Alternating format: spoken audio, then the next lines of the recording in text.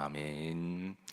자, 오늘은 송구 특세 네 번째 날입니다. 이제 올 한 해 3일 남았습니다. 서구 속담에 이런 속담이 있습니다. 따라서 하십니다. 끝이 좋아야 모든 것이 좋다. 사실 하나님은 끝을 좋게 하시는 하나님이세요. 마지막을 좋게 하신 하나님. 그래서 로마서 8장 28절에 보면 하나님은 모든 것을 협력하여 뭘 이루신다?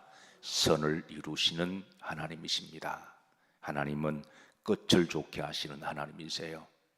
모든 것을 협력하여, 때로는 우리가 살아온 여정 가운데 죄도 있고, 죄는 아니지만 잘못한 것도 있고, 때로는 실수도 있고, 때로는 아쉽고 염려되는 부족한 부분도 있지만, 그런 것들조차도 우리가 하나님 앞에 마무리를 잘하기 위해서 믿음으로, 또 우리가 순종하고 보낼 것은 보내고 회개할 것을 회개하면 하나님은 끝을 잘 마무리하게 하시는 하나님이신 줄로 믿으시기를 주의 이름으로 축복합니다.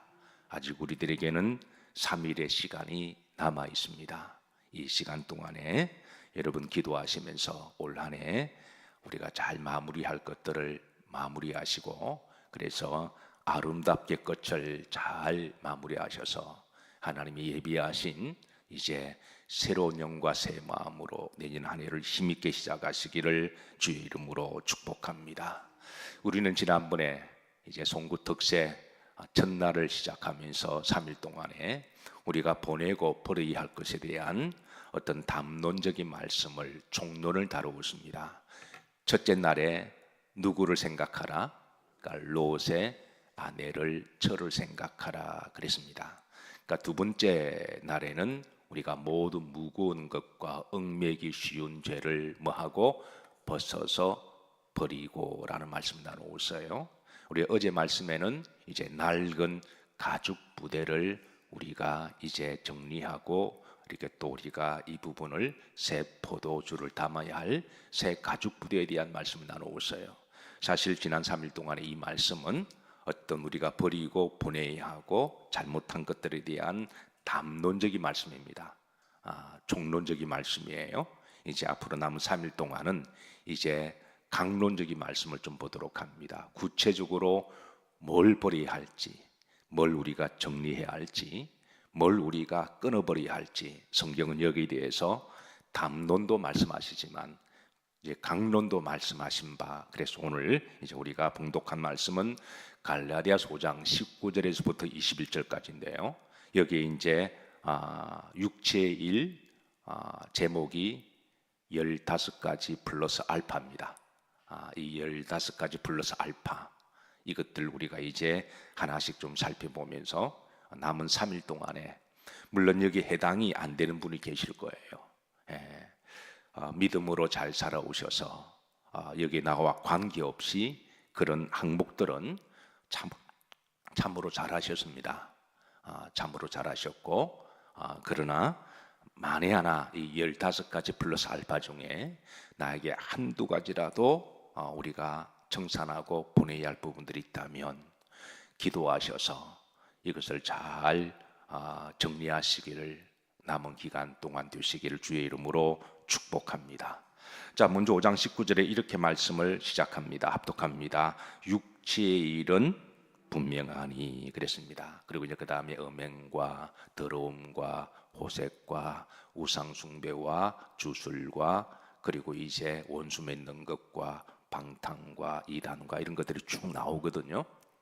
그래서 근데 먼저 첫 시작할 때에 따라서 하십니다. 육체의 일은 분명하니 그랬습니다. 이게 이제 무슨 말이냐면, 이제 육체는 바로 우리가 원죄를 품고 있는 이제 죄의 속성을 이야기합니다.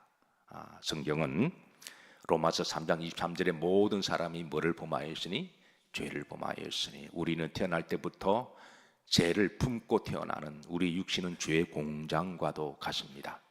우리가 어제 말씀을 나눴지만 이제 그 낡은 가죽 부대를 뒤집어 놓으면 거기에는 각종 바이러스와 세균이 있다고 이야기했습니다. 우리 눈에 보이지 않지만, 눈에 보이는 찌꺼기도 있지만, 우리가 눈에 보이는 부족한 것과 잘못된 것과 죄도 있지만, 우리가 인식하지 못하고 내가 알지 못하는 이제 각종 죄들도 우리에게는 있거든요.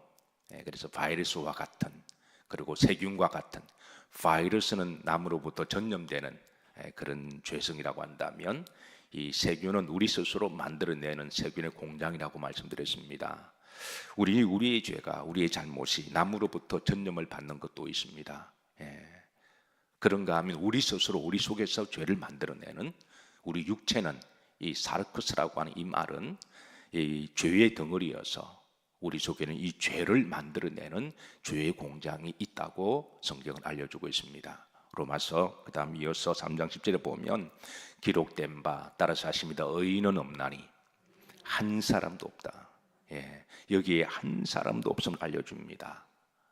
수십억 인구 가운데 의인은 태어날 때부터 한 사람도 없음을 알려주게 되고, 우리는 태어날 때부터 우리가 죄를 품고 원죄를 품고 태어나는 이제 육신의 죄의 공장 속에 태어남을 알려주고 있습니다. 그런데 이제 우리가 내가 죄인인 것을 언제 우리가 처절하게 실존적으로 깨닫느냐 하면 예수 그리스도를 제대로 만날 때입니다. 주님을 제대로 만나지 않으면 본인의 대부분의 사람들은 자기가 그래도 꽤 괜찮고 자기가 꽤 좋은 사람으로 착각하며 살아간다고 하는 거예요.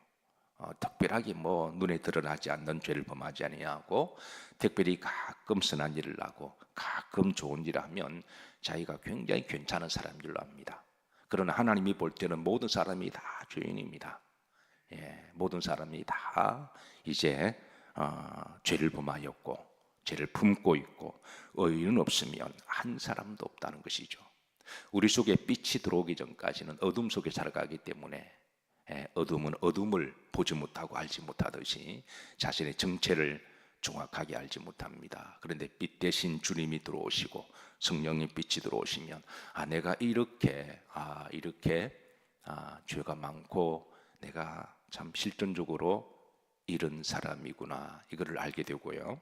그리고 그 빛이 내 안에 환하게 비치면 비로소 이제 어둠은 물러가게 되고 우리 속에 이제 예수님을 통하여 우리의 실존을 알게 됩니다. 즉 육체의 일이 분명하다고 하는 것은 이제 원죄를 가지고 살아가는 죄인들이 그 육신의 죄의 공장에서 만들어내고 유혹하는 끊임없는 그런 죄에 대한 유혹을 받고 살아가는 일은 틀림없다, 지금 이 말입니다. 그래서 이 15가지 플러스 알파는 누구에게만 해당되는 게 아니라 모든 사람들이 받는 유혹의 요소들입니다. 그리고 자칫 잘못하면 그런 유혹에 빠질 수 있는 죄의 항목들인데요, 이건 우리 모두가 빠질 수 있는 이런 모습들은 분명한데, 자, 이런 것들을 이제 여러분들 올 한 해를 살아오시면서 믿음으로 살아오셨고 그리고 신실하게 살아오신 분들 중에 15가지 가운데 해당이 안 되는 부분도 계실 거예요. 없는 게 아니라 이런 부분들을 기도하시고 잘 이기신 분들은 여러분 참 잘 살아오셨습니다. 그러나 혹이라도 그렇지 못한 부분들이 있다면 올해 가기 전에 이런 것들을 잘 버리고 정리하는 시간이 되기를 주의 이름으로 축복합니다. 자, 19절 보십시다. 이제 육체의 일은 분명합니다. 여기는 제외가 없습니다. 우리 모두에게 다 해당되는 죄의 유혹과 요소들입니다. 자, 이제 시작합니다. 후렴절입니다. 합독합니다. 음행과 더러운 것과 호색과, 이게 이제 이 세 가지는 일종의 같은 속성을 말씀하고 있는데요, 음행은 성적인 범죄를 이야기합니다. 성적인 범죄를 이야기해요. 물론 성경은 성의 행위 자체가 다 죄라고도 말하지 않습니다.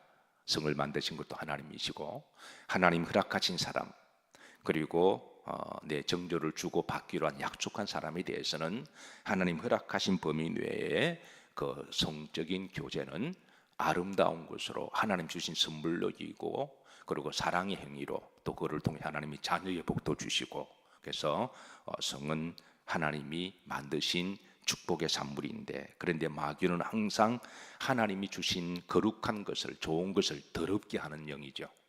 그래서 이제 이게는 음행입니다.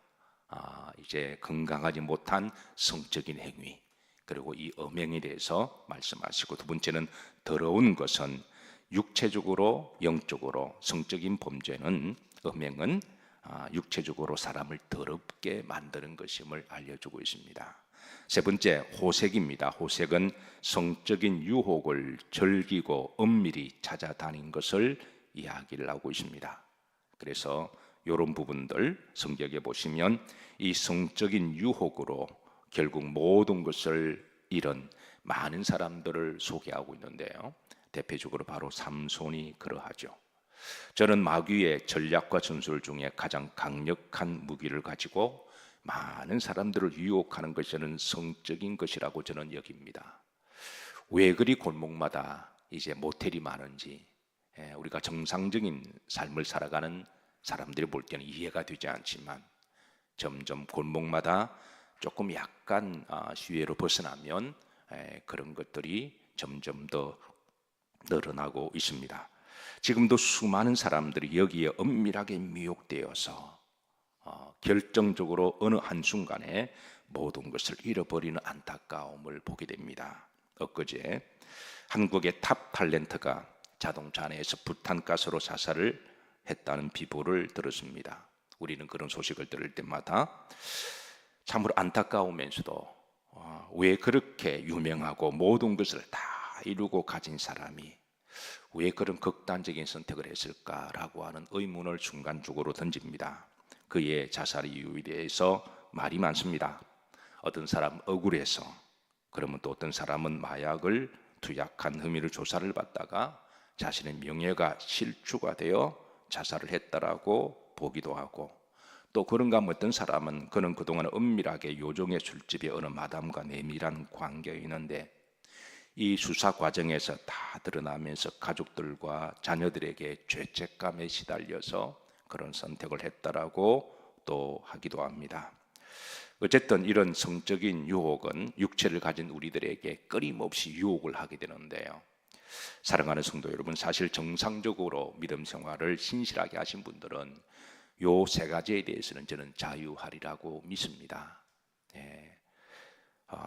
특별히 자유하신 분들은 잘 살아오셨습니다.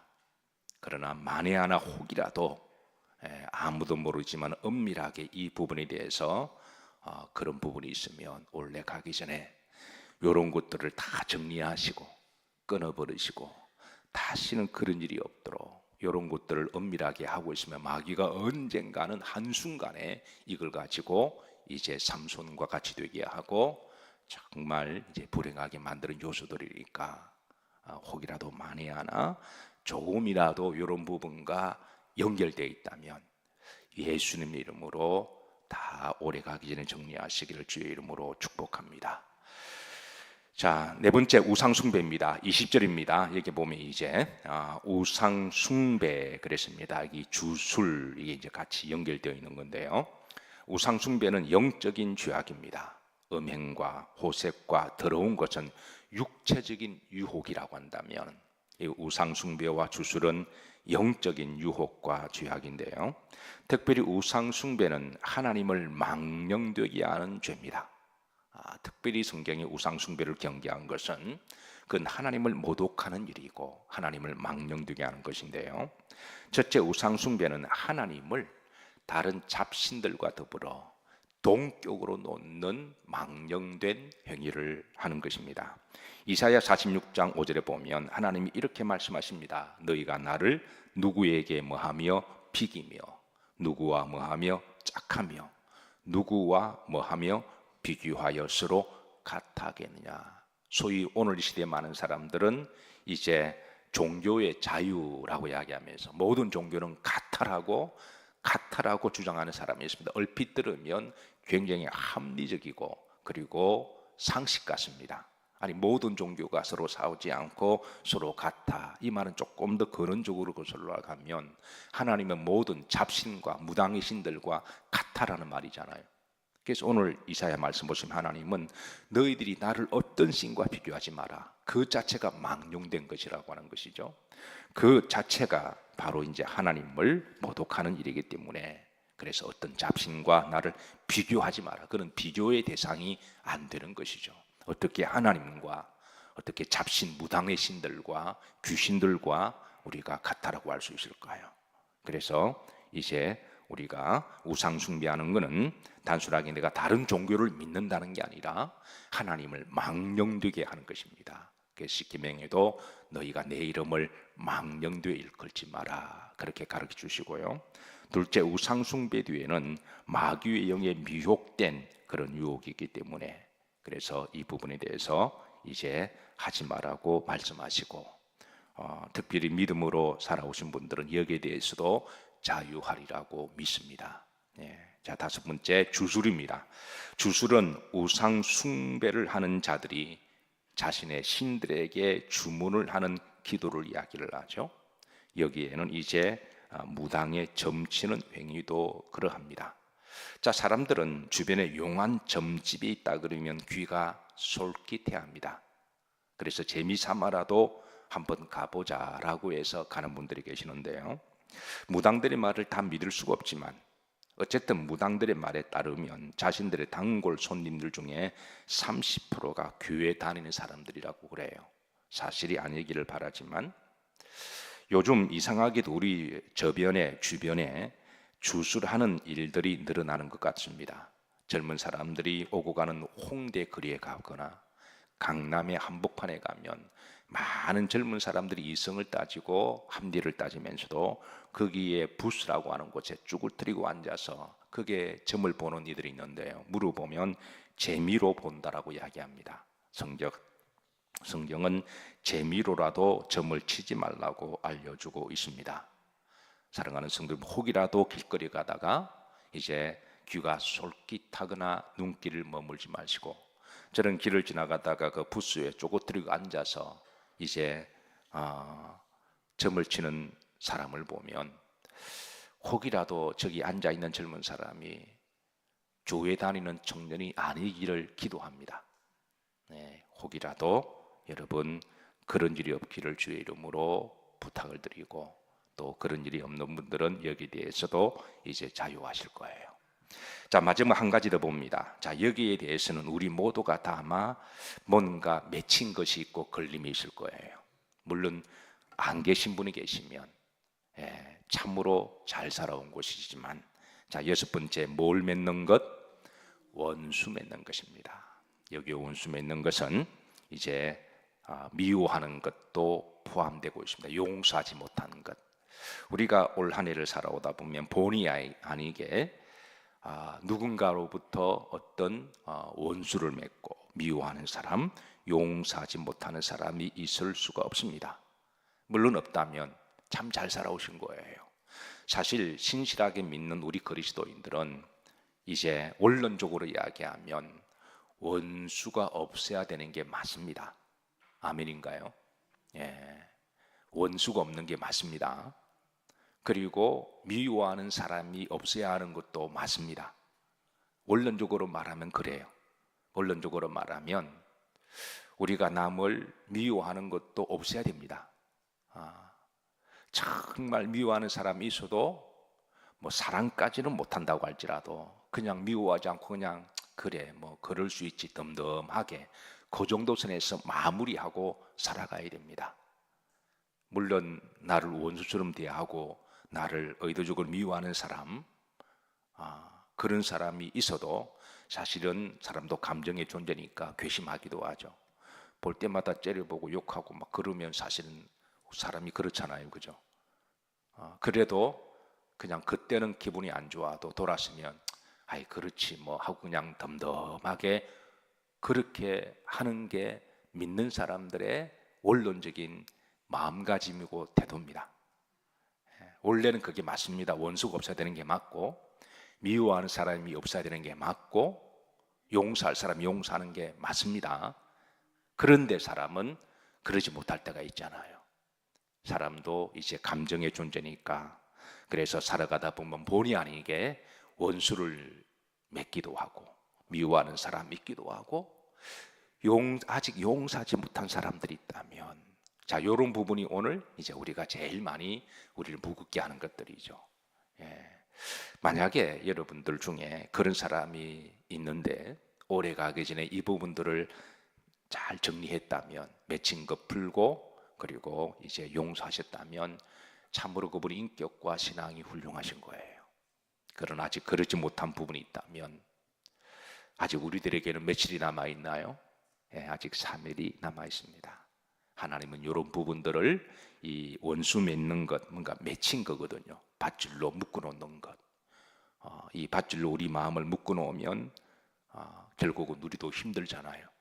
그러니까 하나님은 우리의 맺힌 걸 풀어주시기 위해서 이런 부분도 하나님이 잘 정리하라고 우리에게 말씀하십니다. 자, 에베소서 4장 32절에 보면 자, 이렇게 말씀하십니다. 합독합니다. 서로 친절하게 하며 불쌍히 여기며 서로 용서하기를 하나님이 그리스도 안에서 너희를 용서하심과 같이 해라. 이 말씀은 우선 용서해라. 용서해라. 이렇게 말씀하십니다. 용서해라 말씀하시고, 자, 용서에 대한 3가지 비법을 가르쳐 주십니다. 어떻게 용서해요? 하나님 내 마음 아시잖아요. 저가 나에게 어떻게 했고 내 마음의 상처를 하나님 아시잖아요. 그래도 일단은 결론은 따라서 하십니다. 용서해라. 용서해라. 그리고 어떻게 해요? 3가지를 비법을 말씀하십니다. 첫 번째, 앞에 보시면 자, 무엇이 여기며 불쌍히 여기라는 거예요. 원수와 같은 사람도, 나에게 아픔을 준 사람도, 그 사람을 가만히 생각하고 묵상해 보면 그 사람도 사실은 불쌍한 사람입니다. 그 사람도 불쌍한 사람이고, 그 사람도 연약한 사람이고, 그 사람도 사랑이 필요합니다. 아마 남에게 적대적으로 하는 사람들의 대부분의 사람들이요, 아마 상처가 있어서 그렇잖아요. 상처가 있는 사람이 남에게 상처를 주거든요. 그러니까 가만히 우리가 연민의 정을 보면 저 사람도 참 불쌍한 사람이다. 그리고 우리가 그 사람이 살아온 그 배경을 안다면 아마 충분히 불쌍한 마음을 가지게 되는 거죠. 우리는 다 연약하고 불쌍한 사람들입니다. 그러니까 불쌍히 여기라. 불쌍히 여기라. 불쌍히 여기라. 어떤 의사의 그런 고백이 있습니다. 참 훌륭하게 잘 진단하시는 분인데요. 근데 환자들 중에 별의별 환자가 다 있대요. 어떤 환자는 자신의 마음에 들지 않는 말을 하면 그 의사에게, 아니 자기를 고쳐주려고 그렇게 잘 상담한 의사에게 욕도 하고 멱살을 잡고 네가 뭔데 막 그렇게 한대요. 그래서 제가 좀 더 심층적으로 제가 목회하다 보면 뭐 이제 그런 의사분들을 많이 알고 계시잖아요. 근데 이야기 들어보면 어떤 정신과 닥터는 항상 도망갈 준비를 한대요. 실제로 어떤 환자는 가슴에 칼을 품고 온대요. 의사들이 하는 이야기가 항상 상담할 때는 문을 열고 도망갈 준비하고 상담하래요.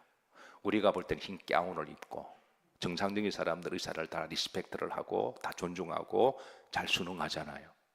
그런데 다 여러분과 같은 사람이 있는 게 아니랍니다. 특별히 정신과 상담은 그렇대요.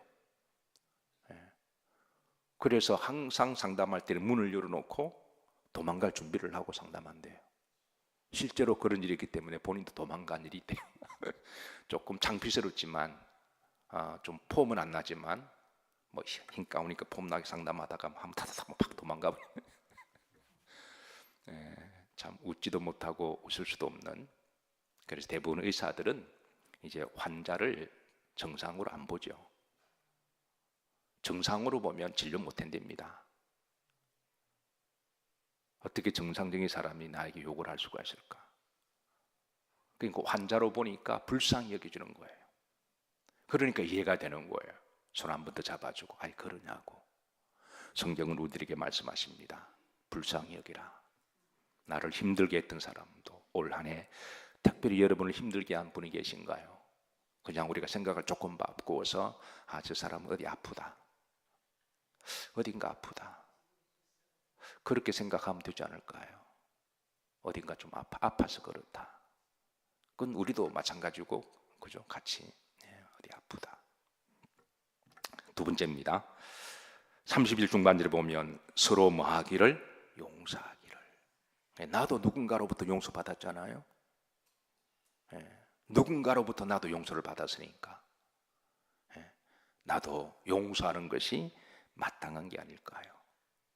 내가 용서를 해야 그 사람도 언젠가는 나를 용서해 줄 것이고.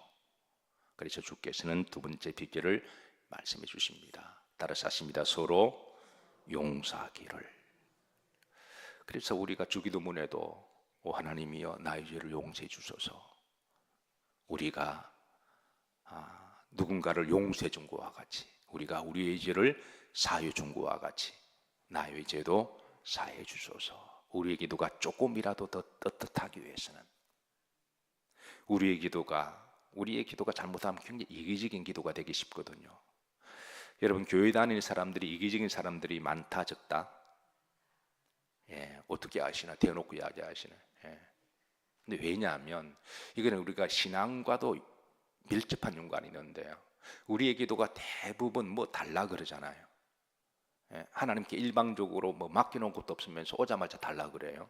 안 주면 살아계시냐고 따지고, 안 주면 나 교회 나갈 거라 그러고. 그러니까 무조건 주시옵소서 달라고 그러니까 우리의 기도가 굉장히 이기적인데 맞춰져 있습니다. 사랑을 이야기하지만 먼저 사랑해 달라는 거죠. 교회에 와서 이 교회는 사랑도 없냐? 그건 자기가 사랑만 받겠다는 거잖아요. 교회가 사랑이 충만한 곳은 사실입니다.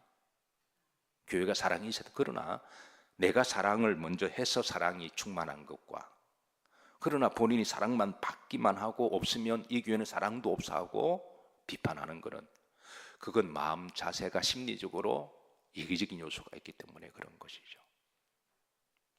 그래서 우리 기도가 주로 이제 뭐 달라 그러고 그러다 보니까 심리적으로 이기적인 기도가 될 수가 있는데요. 우리가 기도할 때마다 우리의 기도를 한번 점검해서 우리도 용서를 받았다면 용서를 해주는 기도가 여러분 하나님이 기쁘시게 받으시는 기도가 아닐까요? 그래서 주께서 주기도만 할 때마다 그래서 이제 서로 용서하기를 그렇게 우리에게 기도할 때마다 가르쳐주고 있습니다. 자, 세 번째, 우리의 용서의 롤 모델을 소개합니다. 에베소 4장 32절 후렴절입니다. 따라서 하십니다. 하나님이 그리스도 안에서 너희를 뭐함과 같이 용서함과 같이. 이미 하나님은 예수님을 통하여 십자가에서 우리를 용서하셨습니다. 우리가 그 용서를 받았기에 우리가 구원을 받은 것이고, 우리가 그 용서를 받았기에 우리가 하늘나라에 갈 수가 있죠. 결국 하나님은 우리에게 원수를 맺는 거 풀고 미워하는 사람 이제 그 부분을 정리하고 용서하라고 하실 때는 결국은 누구를 위해서 하냐면 따라서 하십니다. 나를 위해서. 내 안에 묶인 것을 내가 풀어야, 이건 누구든 누가 풀어주지 못하는 거잖아요. 함께 사는 부부도 풀어주지 못하고 친구도 풀어주지 못하고 심지어 예수님도 우리 속에 있는 걸 풀어주지 않으십니다. 왜? 우리가 각자 풀어야 될 몫이거든요. 우리의 신앙과 인격으로 우리는 우리의 영성으로 이거를 풀어야 됩니다. 내 안에 묶인 것, 매듭지 않은 것, 우리가 이것을 풀 때 우리의 마음에 평화가 오고 우리의 마음에 기쁨이 옵니다.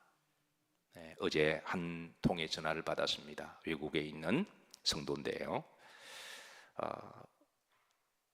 누군가의 좀스러 아픈 상처가 있었는데 목사님, 내가 먼저 풀었으니까 마음이 너무 좋다는 거예요. 목사님, 너무 좋은 소식을 알려드립니다. 그래서 그동안 묶인 게 있는데, 그러니까 돈을 많이 빌려줬는데 서로 믿음이 좋은 관계였는데 돈을 한 7만 불을 빌려줬어요. 그런데 7만 불 같으면 한 8천만 원, 9천만 원 되나요? 믿고 빌려줬는데 화장실 들어갈 때하고 나올 때 다르다 그랬죠. 그때는 진심이었는데 세월이 지나면서 그거를 못 갚게 된 거예요. 아마 여러 가지 이유가 있었겠죠. 그때는 진심이었는데 지나고 보니까 형편이 못 되어서, 그러다 보니까 이 사람도 빚을 내서 빌려줬는데 본인이 은행을 다 갚았던 거예요. 그러니까 이제 서로 물질 때문에 서로 이제 서운함이 남아 있었던 거죠. 특별히 빌려줬는데 못 받은 경우. 그래서 여러분, 제가 우리 교인들에게 부탁을 드립니다. 아무리 어렵고 힘들어도 교인들끼리 돈 관계하시면 절대 안 돼요. 차라리 내 형편을 조금 주고 끝내버려야지. 나중에 사람이 거짓말하는 게 돈이 거짓말합니다. 돈이 마귀짓 하기 때문에 나중에 돈도 잃고 믿음도 잃고 사람도 잃어버리거든요. 그래서 조금 서운하더라도 그때는 이제 그런 부분들을 부탁돼서도 안 되고, 그리고 받아도 지혜롭게 잘 넘기시기를 주의 이름으로 부탁합니다. 예. 그래서 그것 때문에 늘 마음의 상처가 있었는데 그저께 전화가 와서 이제 인사도 하면서, 목사님 좋은 소식입니다. 제가 뭐 그 패밀리 가정을 잘 아니까, 목사님 내가 먼저 전화를 해서 용서한다고 이야기하니까 마음이 너무 기쁘다라는 거예요. 마음이 너무 기쁘고, 받을지 안 받을지는 모르겠지만 일단 용서한다고 그러니 그쪽에서도 미안해서 돈 벌면 갚겠습니다, 그렇게 말은 했다고 그러는데, 어쨌든 용서에 대한 기쁨을, 그렇게 얼마나 기뻤으면 나에게 그렇게 이야기할까요? 어쨌든 사랑하는 성도 여러분, 우리가 용서하면 하나님이 평화와 기쁨의 선물을 주십니다. 유대인들의 가르침 중에 재미있는 단어가 있습니다. 따라서 하십니다. 파님, 야풋. 파님은 얼굴을 이야기합니다. 야풋은 웃는다라고 이야기를 합니다. 그래, 파님 야풋은 웃는 얼굴이라고 글자 그대로 지적이 되는데요. 이 웃는 얼굴은 어떤 얼굴이냐면 용서할 때 웃는 얼굴을 파님 야풋이라고 이야기합니다. 예. 여러분 한번 저를 보시고 웃어 보시죠. 예. 한번 웃어 보시죠. 예. 저를 아직 용서 못 하셨나요? 예. 예. 여러분이 웃는 얼굴은 뭐 나하고 아무런 관계 없으니까 그냥 웃는 얼굴입니다. 그런데 이 판님이 아프시라는 말은 용서할 때 웃는 얼굴을 판님이 아프시라 그래요. 자, 이런 얼굴을 유대인들은 하나님의 얼굴이라고 이야기합니다. 두 번째, 세상에서 가장 아름다운 얼굴을 용서하는 얼굴로 여깁니다. 여러분 멋있지 않은가요? 우리가 그냥 웃는 얼굴은 그냥 웃는 얼굴이에요. 예. 그러나 용서할 때 주시는 그 얼굴의 자연스러움의 미소는, 그거는 세상에서 가장 아름다운 얼굴이라. 그리고 그 얼굴을 하나님의 얼굴이다, 이렇게 이야기를 합니다. 사랑하는 성도 여러분, 우리가 용서하면 여러분들의 얼굴은 하나님의 얼굴이 됩니다. 세상에서 가장 아름다운 얼굴이 됩니다. 창세기 33장 1절에 보시면, 자, 야곱이 형 에서에게 몹쓸 짓을 했습니다. 세월이 20년이 지나도 이렇게 형을 속이고 사기치고 그런 부분에 대해서 야곱은 여기에 대한 묶인 게 있었어요. 형으로부터 용서를 받아야 되는데, 문제는 내가 용서해서 내가 스스로 풀면 되는데, 내가 잘못한 것은 상대가 용서를 해줘야 되잖아요. 그래서 야곱은 이 문제로 말미암아 허리뼈가 나가도록 하나님께 기도했습니다. 하나님, 형 에서의 마음을 돌려주셔서 나를 용서하게 해주소서. 그리고 형이 마음을 풀도록 선물도 보내기도 하고 그렇게 나름대로 노력을 했습니다. 그리고 하나님이 에서의 마음을 만져주셔서 에서가 야곱을 용서합니다. 그러자 야곱은 형에게 이렇게 고백합니다. 33장 10절에 보시면, 자, 후림절입니다. 내가 형님의 얼굴을 배운 적 하나님의 얼굴을 본 것 같사오니. 이게 파님 야풋이라는 거예요. 예, 에서가 동생 야곱을 용서할 때 웃는 그 미소, 그 미소를 보고 야곱은 하나님 얼굴을 내가 봤다라고 이야기합니다. 사랑하는 성도 여러분, 저는 여러분들의 얼굴이 올 한 해 마무리할 때 이런 세상에 가장 아름다운 얼굴들 되시기를 주의 이름으로 축복합니다. 만약 여러분들이 올 한 해 살아오시면서 나는 맺힌 것도 없고, 나는 풀 사람도 없고, 나는 미워할 사람도 없고, 나는 용서 못할 사람도 없고, 그렇게 살아오셨다면 정말 그분은 훌륭하신 거예요. 잘 살아온 것인 것이고, 그분의 인격과 신앙이, 영성은 그런 게 영성이잖아요. 그런 게 영성이잖아요. 영성은 삶이니까. 정말 대단하신 분들입니다. 그러나 본의 아니게 어떻게 하다 보니까 묶인 것이면 그래도 괜찮습니다. 하나님은 모든 걸 협력하셔서 뭘 이루시는 하나님이시다? 선을 이루시는 하나님이시다. 하나님은 끝을 마무리 좋게 하도록 우리 잘 유대하시는 하나님이세요. 우리가 아무리 사고치고 잘못해도 하나님은 어떻게 하든지 잘 마무리를 잘 하시도록 우리를 인도하시는 분이고, 우리 마음에 부드러운 마음을 주시고, 우리 마음에 새 영을 주시고, 우리 마음에 새 마음을 주셔서, 그래서 하나님은 굳은 마음을 부드럽게 할 것이라 그랬잖아요. 에스겔 36장 20절에 말씀해 주신 것처럼. 그래서 우리가 하나님의 말씀을 잘 신실하게 믿고 순종하면 여러분 마무리는 잘 됩니다. 하나님은 마무리를 잘하게 하시는 하나님이십니다. 마무리를 잘해야, 끝을 잘 마무리해야 우리도 자유로워지고, 또 하나님은 세수는 세 부대에 담게 하셔서 예비하신 축복을 누리게 하시는 하나님. 아직까지 우리에게는 3일의 시간이 남아 있습니다. 이 3일의 기간 동안에 여러분 잘 마무리하시고, 여러분의 얼굴이 오늘도 이제 판님이 아프시 되시고 아름다운 얼굴, 또 하나님의 얼굴을 닮아가시기를 주의 이름으로 축복합니다. 자, 218장 2절 우리 찬양을 들으시고